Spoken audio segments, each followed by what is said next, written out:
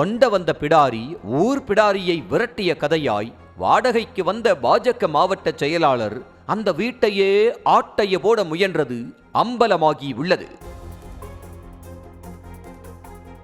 தமிழ்நாடு மின்துறையில் ஆடிட்டராக பணியாற்றி ஓய்வு பெற்றவர் 75 வயது மூதாட்டியான தேவிகா ராணி திருமணம் ஆகாத நிலையில் KK நகர் பகுதியில் தனிமையில் வசித்து வருகிறார்.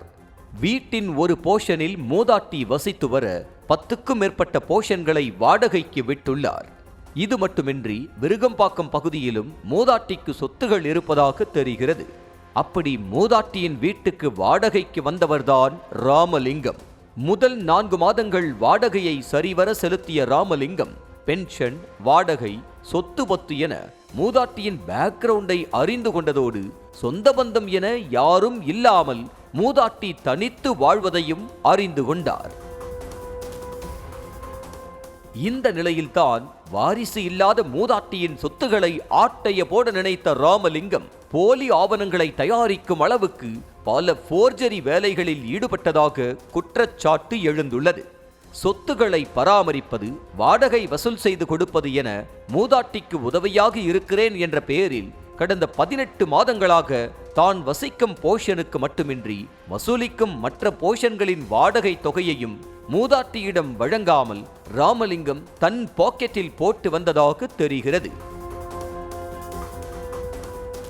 அது மட்டுமின்றி விருகம்பாக்கம் பகுதியில் காலியாக இருந்த மூதாட்டியின் மற்றொரு வீட்டுக்கு பாபி என்ற தனது ஆதரவாளரை மூதாட்டியின் ஒப்புதலே இல்லாமல் குடியமர்த்திய ராமலிங்கம் மூதாட்டியின் கையெழுத்தை போலியாக போட்டு 50,000 ரூபாய் அட்வான்ஸ் வாங்கியது போன்ற போலியான ரெண்டல் அக்ரிமெண்ட்டையும் தயார் செய்ததாக குற்றச்சாட்டு எழுந்துள்ளது.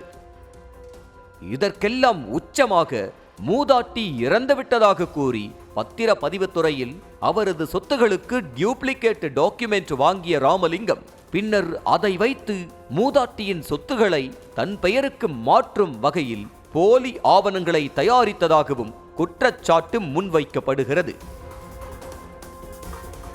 லோன் எடுத்து கஷ்டப்பட்டு EMI செலுத்தி வாங்கிய வீட்டை அத்துமீறி அபகரித்து தன் கட்டுப்பாட்டில் வைத்துக்கொண்டு அராஜகத்தில் ஈடுபடுவதாக கூறப்படும் ராமலிங்கம் சொத்தையே போலி ஆவணங்கள் மூலம் அபகரிக்க முயன்றதால் மிகுந்த மன உளைச்சலுக்கு ஆளான மூதாட்டி கடந்த செப்டம்பர் மாதம் காவல் ஆணையர் அலுவலகத்தில் புகார் அளித்ததாக தெரிகிறது.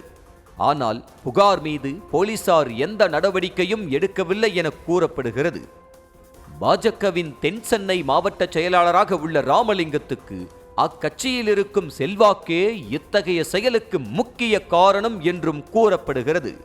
இதையடுத்து மூதாட்டி நீதிமன்றத்தை நாடிய நிலையில் புகார் மீது நடவடிக்கை எடுக்க போலீசுக்கு நீதிமன்றம் உத்தரவிட்ட போதும் மோசடிக்கு சூத்திரதாரியான ராமலிங்கத்தின் மீது வழக்கு பதியாமல் அவரது ஆதரவாளர்கள் மீதே போலீசார் வழக்கு பதிவு செய்திருப்பதாக சொல்லப்படுகிறது.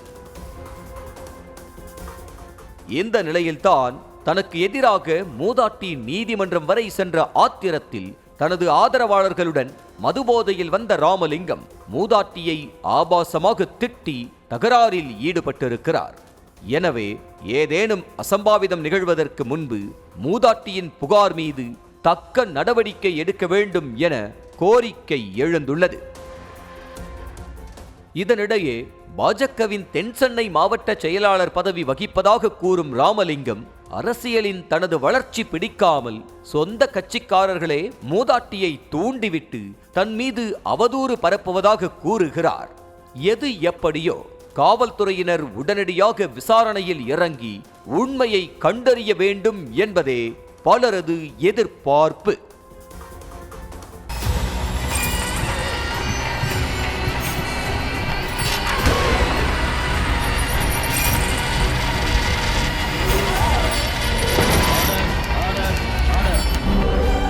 நிகழ்தகவு குற்றங்களின் மறுபரிமாணம் நாள்தோறும் இரவு 10 மணிக்கு இணைந்திருங்கள் நமது நியூஸ் தமிழ் தொலைக்காட்சியோடு.